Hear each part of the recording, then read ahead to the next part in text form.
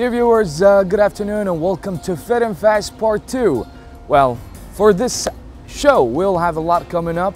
We'll have a very cool personal trainer and biosignature practitioner, Douglas Leandro, and our nutritionist. We'll have a lot coming up. We'll have a lot of exercises, a lot of cool tips that will be very useful for Ramadan. And before starting the show, I would like to say Happy Ramadan. May Ramadan be a blessing on you and your family, and wish you a very good luck. We'll come back shortly after this small break. Let's move on.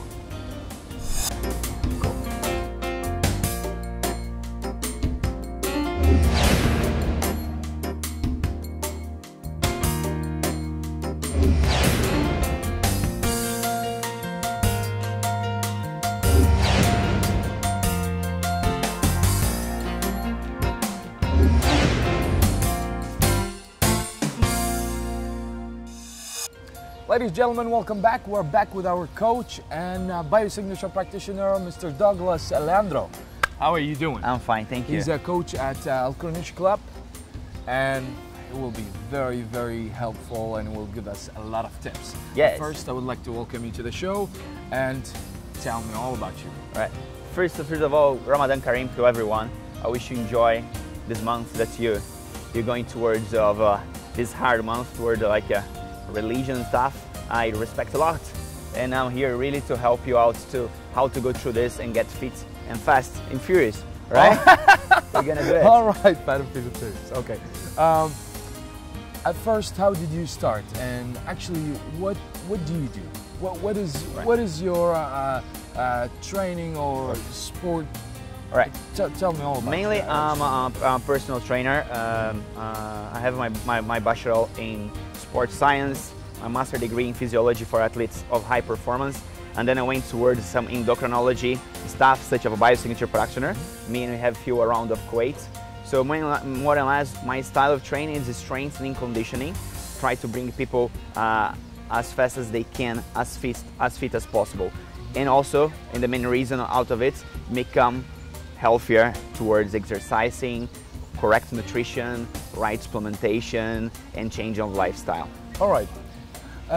Specifically, for Ramadan, it's a hard month for the body because most of the people will be fasting for like 10, 12 hours without eating, no food, no water, and it's it's a hot weather here.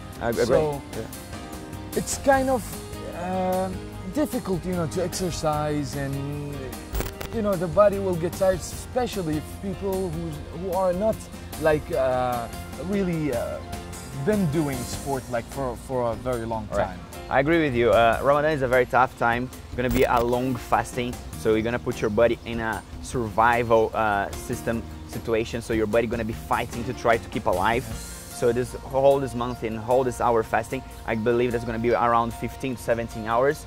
So it's complicated, but it's necessary to train. So workout, exercise, keep your body active, gonna help you through that. So the point of on Ramadan, for example, my experience with my clients, I try to keep the Ramadan.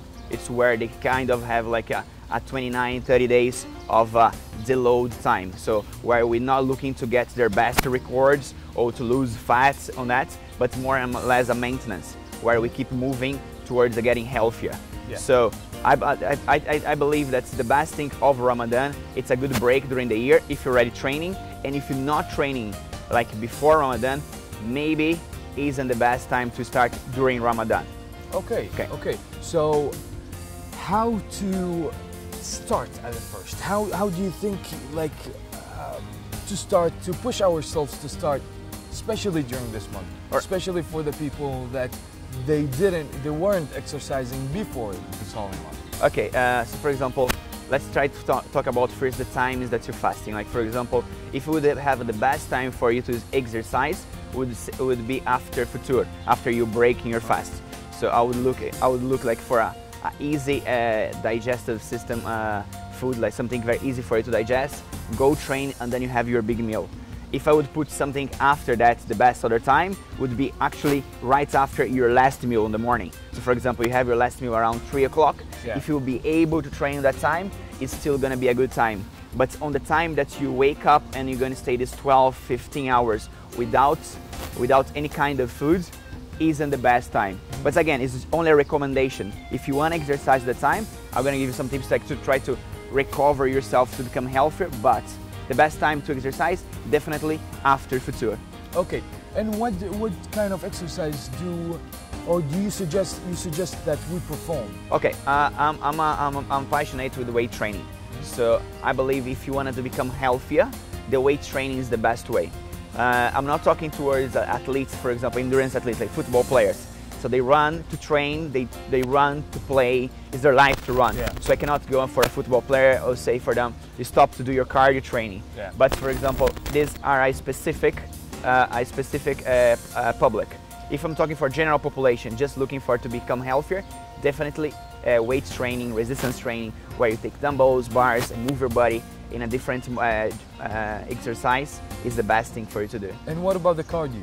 Like something cardio, like maybe something for the people, you know, there's some people that they don't know or they don't have much experience in the weight training. Cool.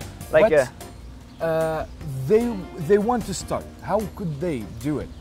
You know, right. they're just doing cardio for example, and they want to start. If you do nothing whole year and going for Ramadan and you want to start, definitely a cardio would be the safest way because you're just gonna need to move. So it's walking, jogging, running. I'm not saying it's the best, it's a recommendation, but anything is better than nothing. If you start walking and running, you're gonna have a better health than somebody sitting on the couch and watching TV and waiting for the futur. That's very true. You know what I mean? So you can start with a light walking and jogging. I'm gonna stop you for just a minute. Cool. To let the viewers, we are going for a short break. I want to make you excited more, and we'll come back shortly.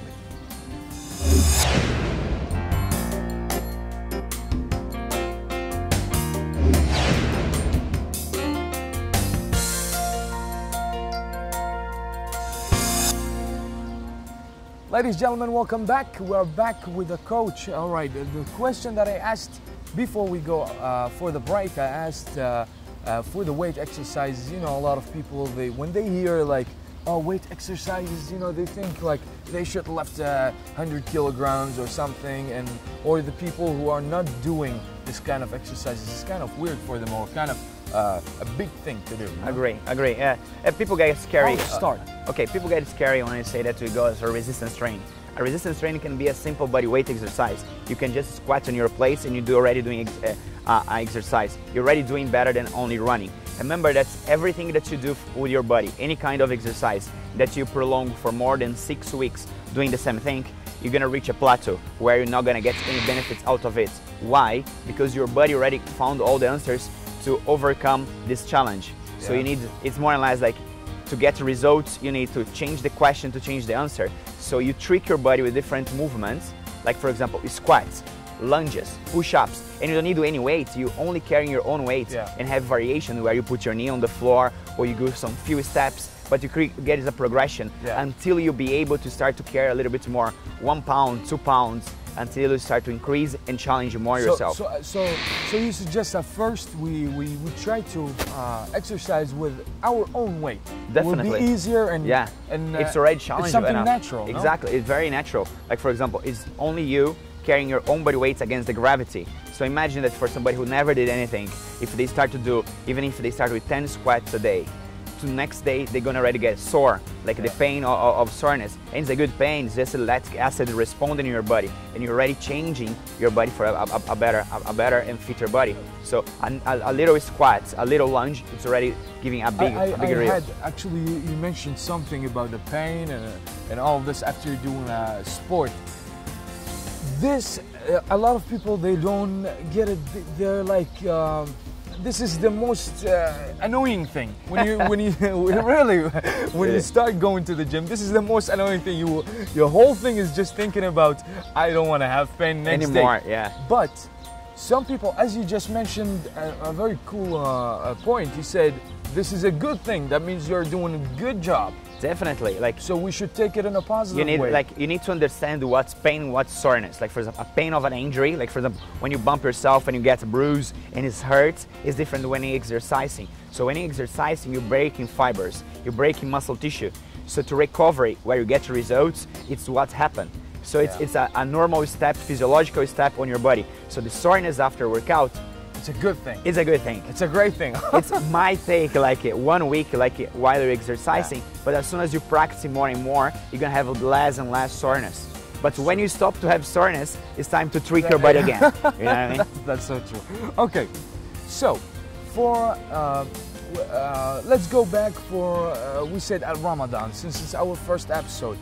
How there's a lot of people, actually not how, there's a lot of people trying, you know, to exercise, and you know we have a very hot weather, you know, especially now during the summer, so it's quite difficult, right. You know what I mean, especially during the fasting time. But you mentioned that it should be maybe before or after, so it will be easier. Agree. But what about the people who go during this time, go walking or jogging? Because we have this. I'm gonna be mentioning again, it's a recommendation. So at the end of the day, you know what's better for your schedule. You know, like after futur, maybe I go, normally happen that you go visit family and everything. So maybe your schedule is hectic and you need training at that time. You just should be sure that it's exercising. It's a physiological response in your body.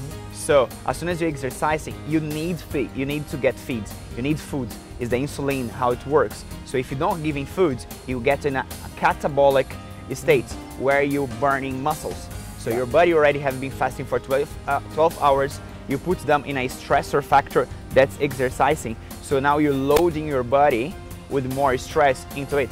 So and then after futur, you're gonna feel that you're gonna eat a lot. Yeah. And it's just not an healthy step to go. Yeah. So you're it's a doing recommendation. Something good and something bad. So, yeah. So it's not a good balance, especially on Ramadan where you are already under so much stress. Okay, and how to keep the? I'm gonna ask you a question now, but the answer is gonna be after this break.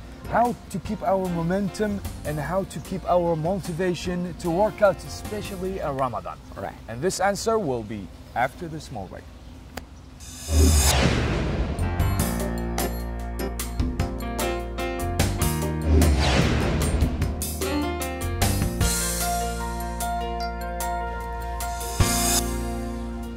Dear viewers, welcome back. Well, the question was before the break. It was for the coach how to keep our momentum and our excitement to work out, especially in Ramadan. How to do it? All right. It's quite. Okay. You know. So let's to keep momentum. People like to know the benefits. Like for example, exercise in Ramadan. For people who want to lose weight, it's a good time. Remember, you're gonna be losing weight. Yeah. You're gonna be in a catabolic system, as I explained. So you're gonna be burning muscles. So you're gonna be, weight-wise, you're gonna be losing. So some people need this extra benefit behind their head, knowing that if they exercise in Ramadan, they're gonna lose more weight. So it's a good point. Just a tip for females and males. When you are fasting, the insulin fasting and training while you're doing it, for a male you have a better result. So male answer much better while they're doing that. So you're gonna see a lot of males losing a lot of weight because they get a better hormonal response out of it. For female, it's a little bit complicated. You cannot play so much with these hormones. So especially for my clients that they do the fasting on Ramadan, I try to keep them after the training. But the momentum you need, it's your own willpower. It's the same motivation that made you started. Is the same motivation you should keep it up on Ramadan. Don't use the Ramadan as an excuse to stop training. You can train safely, just need to have the right guidelines. Okay, okay, because it's as we saw, you know, it's quite, you know, complicated, you know, for the people during this time. But if a person wants to do something, you know, nothing can hold. Exactly. Right? But you know, some of the people, you know, they're fasting and they're working at the same time. So sometimes they don't even find the time. Like it's quite complicated, you know. But you said something that's very cool, which you might, you know, tell us more tips about it, which is after eating the suhoor, which is in the morning. Yes. In the morning, before starting the fast, you know, we eat something. Do you suggest, like, really at this time to exercise, and how long? Maybe. Look, for how long? If how Ramadan is a different timetable. Like for example, I know that people stay up till 3, 4 a.m. and sometimes people stay for longer. So this time that you already have food in on your digest system, it's a good time. It's not the best time, but still a good time. It's better than you try to train at 12, 1, 2, right before Ramadan. Yeah. Okay. Okay. So it's still a good time. Okay, so it's still a good time, and it will be. And one more thing, I just remembered something. All right. And after working out at this specific time, you know, some people, they get so energetic they cannot go back to sleep, or they think, well, I might not go back to sleep, even, you know, if they will wake up at 10 again. Okay. So what do you think? Do you think it's not a problem? No? Oh, definitely. The sleep pattern during Ramadan is pretty complicated. Like, for example, imagine that somebody that's normally have around 3 meals, they're gonna have in a very short time 2 meals. So this on the system, it's much more stressful. So the people are gonna sleep less. So that's why you see a lot of people like feeling that I want to have a lot of sugar. I want to have a lot of carbohydrates. It's because you're breaking down the circadian rhythm. So the sleep pattern, it's always complicated. I know it's Ramadan, it is different, but it's the first thing that is the big factor of unhealthy steps are the sleep pattern. So if you can try to keep the same time that you normally go to bed, is the best thing for you. Harder you're gonna do it, at least you're gonna sleep maybe 2 hours after, but just try to keep a good time that you at least have time enough to rest physically and mentally your body. So the next day you're not gonna be craving much more sugar and carbohydrates. That's so cool. Thanks a lot for this episode, but we have way more coming up with our nutritionist. Let's go to...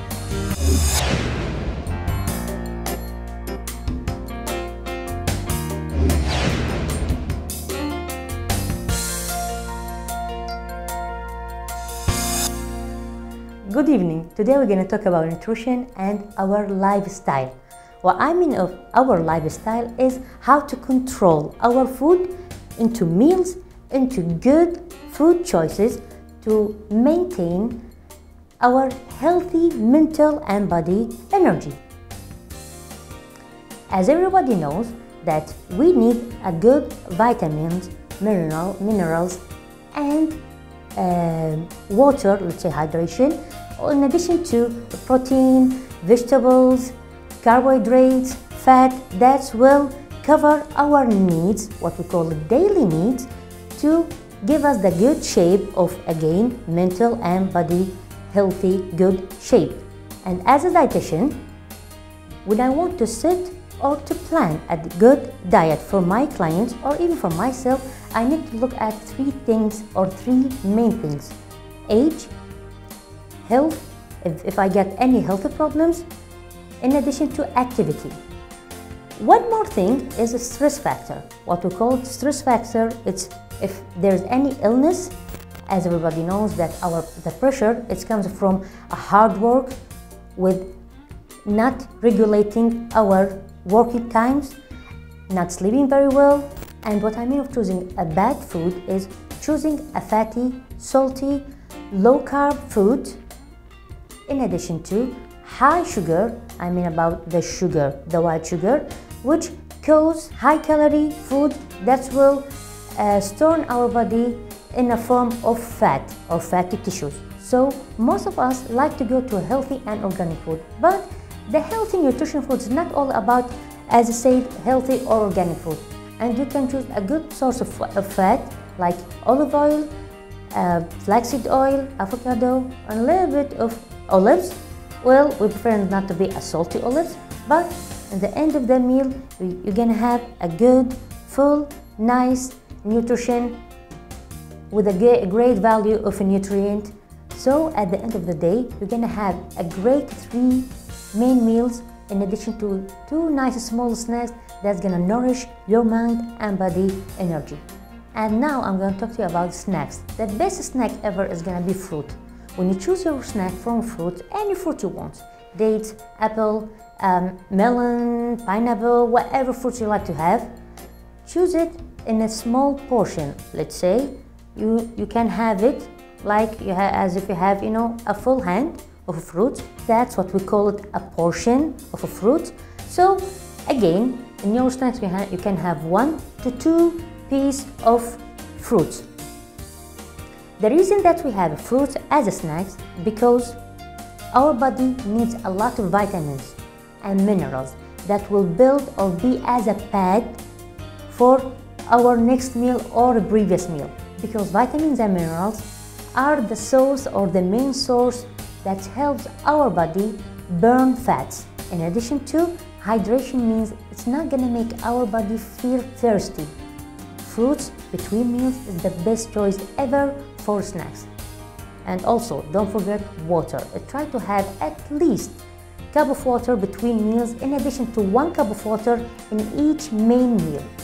As a conclusion, try to have 3 main meals that contains carbohydrates, complex one, protein, vegetables, and soups if you want to, with water.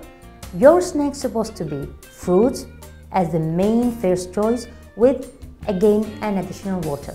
And have a great day.